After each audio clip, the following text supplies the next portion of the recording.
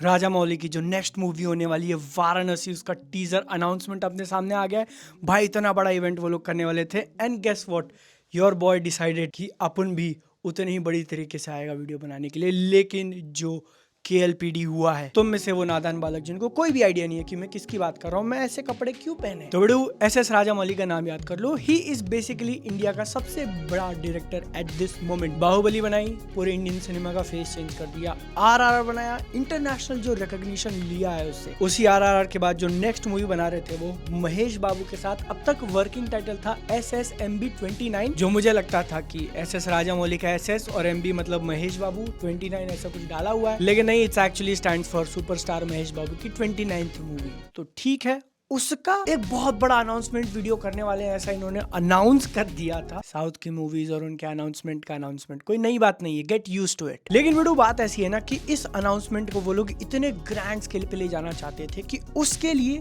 100 foot by 100, बोलते बोलते मेरी सांस खत्म हो गई, तो इसलिए एडिटर यहाँ पर टेक्स्ट बड़े बड़े में लिख देना कि 100 फुट बाय 120 फुट का LED स्क्रीन लगाया है। तुम्हारे भाई ने भी LED स्क्रीन के सामने परफॉर्मेंस दी है बाय द वे। हमने जब मैन ऑफ कल्चर की रमलिंग करी थी तो पीछे का जो LED स्क्रीन है, मुझे याद नहीं कितना था, बट 7 से 10 फुट या 12 फुट का होगा, ज्यादा 15 या 20 नहीं, 20 ज्यादा हो गया। इन्होंने 120 फुट, जिसको पावर करने के लिए राजामौली ने खुद कहा कि 45-46 जनरेटर्स लगा रखे हैं। जियो हॉटस्टार पे इस टाइटल रिवील के अनाउंसमेंट का लाइव स्ट्रीम कर रहे थे वो लोग। कहा जा रहा था global launch of this movie, जिसमें मेजॉरिटी तेलुगु बोली गई, तो मुझे समझ में नहीं आया। आशीष भाई थे, हम लोगों को रिप्रेजेंट करने के लिए देखकर अच्छा लगा। लेकिन अगर तुमको आइडिया नहीं है ना कि किस एक्सपीरियंस के थ्रू गया हूं मैं इसको एक्सपीरियंस करने के लिए, एक्चुअली मैंने कपड़े किसी और चीज के लिए पहने। तुम्हारा भाई किसी शूट में फंसा हुआ है, जब शूट का आएगा तो बताऊंगा। लेकिन वो शूट और ये इवेंट दोनों एक साथ हो गए, तो मैंने कहा भाई मेरे को थोड़ा सा टाइम दे दो। बीच में 6 बजे इनका कुछ आने वाला है, मैं 6 बजे से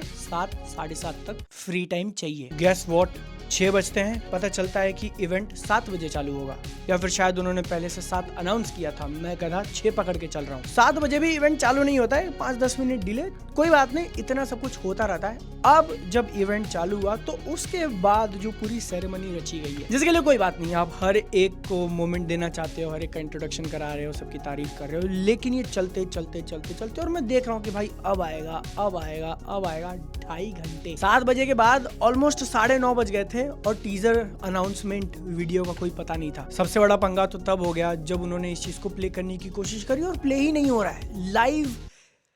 सारी ऑडियंस के सामने सारी दुनिया उसको देख रही है और इनका वीडियो प्ले नहीं हो रहा है। तब राजामौली खुद स्टेज पे आए और उन्होंने कहा कि देखो ऐसी ऐसी टेक्नोलॉजी है, ऐसी ऐसी चीजें हैं, इसलिए पंगा हो रहा है। उसके बाद फिर ट्राई किया तो फ्रेम्स अटकने लगे। तो एक काफी उतार चढ़ाव भरा हुआ इवेंट ऐसा मैं कहूंगा। कोई हेट नहीं है, देखो लाइव इवेंट्स में बहुत फर्क होता है, यहाँ पे हो गया कोई बड़ी बात नहीं। मुझे पर्सनली SS राजामौली सर के लिए थोड़ा बुरा लग रहा था कि यार रिसेंटली बाहुबली द एपिक वापस से थिएटर में देखी और रिस्पेक्ट वापस से छपरा फाड़। इतने में साला सोशल मीडिया जो अपनी बकचोदी करने में लगा हुआ है, कुछ फ्रेम्स कुछ वीडियोस ऑलरेडी लीक हो चुके हैं। लोग उसके स्क्रीनशॉट पोस्ट कर रहे हैं, उसको जज कर रहे हैं कि भाई ये अच्छा नहीं है। मॉकटेल के ऊपर एक बंदा क्या कहता है, रीड करो पॉज करके। मैंने शूटिंग वालों से जो 1-1.5 घंटे का टाइम मांगा था कि भैया 7 से 8:30, 7:30, 9:30 तक मैंने ट्रेलर नहीं देखा है। इतना सारा माथा पच्ची करने के बाद जब फाइनली वो ट्रेलर आया, मैंने देखा, उसकी बात करूंगा। लेकिन वो होने के 10 मिनट बाद भी मैं देख रहा हूँ कि YouTube पे अवेलेबल नहीं है, उन्होंने ऑनलाइन कहीं डाला नहीं है। तो तुम्हारे भाई ने लगाया दिमाग, जियो हॉटस्टार के लाइव स्ट्रीम में थोड़ा पीछे गया,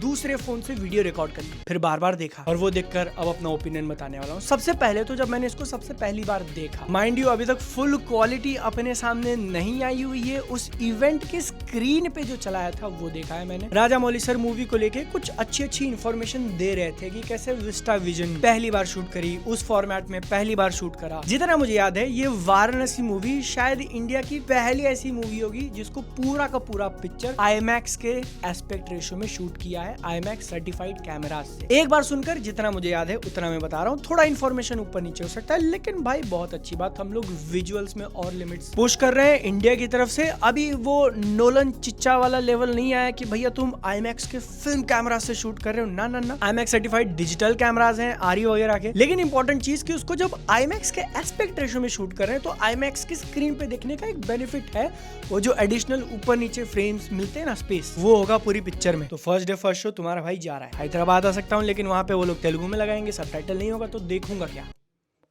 समझूंगा क्या, क्योंकि इसका टीजर अब मुझे जैसा दिखा है स्क्रीन के अंदर, स्क्रीन पे बढ़िया लगा, म्यूजिक कमाल। और उसको हम लोग टीजर नहीं कहेंगे, title reveal is a better word, better fit, क्योंकि मोस्टली अपने को स्लाइड शो मोशन पोस्टर्स को एक दूसरे से स्टिच करके 3 मिनट के आसपास का वीडियो दिखाया ऐसा लग रहा है, जिसमें पिक्चर का कॉन्सेप्ट की कहां से क्या चीजें उठाई हुई हैं, कहां से क्या रेफरेंस लिया हुआ है, कितने स्केल तक जा सकती है ये, उसका आइडिया दिलाने की कोशिश करी गई है। त्रेता युग में लंका की कहानी पे जो युद्ध हुआ था वहां से लेके 2027 तक ये पूरी जर्नी हम लोग कवर करने वाले हैं। 2027 में एस्ट्रॉइड संभवती अर्थ के ऊपर गिर रहा है और शायद डिस्ट्रॉय कर देगा, या फिर कोई एक सुपर पावर सुपर विलन आ रहा है, वी डोंट नो। वहां से मैच कट अफ्रीका में जंप कर चुके हैं, अफ्रीका का वाइल्डरनेस जो भी कहते हैं कि वहां के जानवर, वहां का नेचुरल हैबिटेट दिखाया गया है। उग्रभत्ती केव नाम का एक लोकेशन टीज किया है। अंटार्कटिका से लेके लंका से लेके अंटार्कटिका, जिसमें हम हनुमान जी का एक बहुत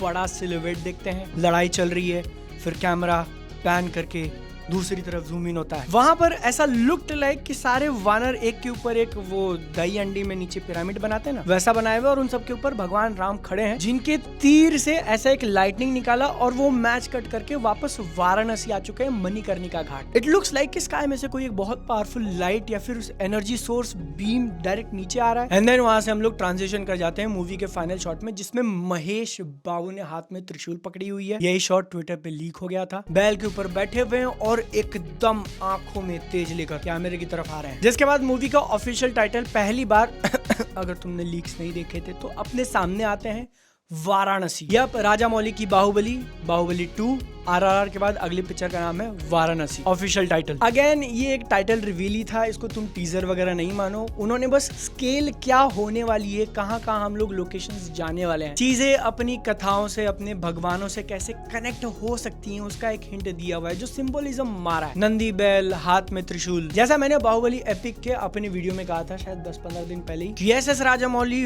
विजुअली एक बहुत स्ट्रॉन्ग डायरेक्टर है और वो यहाँ पर दिख रहा है। भले ही इसके शॉट्स कॉन्सेप्ट आर्ट वाले ज्यादा लग रहे हैं और मोशन पोस्टर वाली वाइब दिला रहे हैं, लेकिन फिर भी जो दिखाया है it looks very epic. Picture को आने में अभी टाइम है, अगले साल आएगी अगर डिले नहीं हुई तो, वरना 27 में। टीजर ट्रेलर आने में अभी बहुत टाइम बाकी है। तुम सोचो सिर्फ पिक्चर का नाम अनाउंसमेंट करने के लिए और हीरो को पहली बार दिखाने के लिए इतना बड़ा इवेंट किया गया है। I would say bro deserves it, he is Rajamouli. बस सर अगर पहले से पता चल जाता कि ट्रेलर हम लोग 9:30 बजे करने वाले हैं तो थोड़ा सा अच्छा लगता। बाकी चलो अब मेरे को जाना है, कैसा लग रहा हूँ बताओ,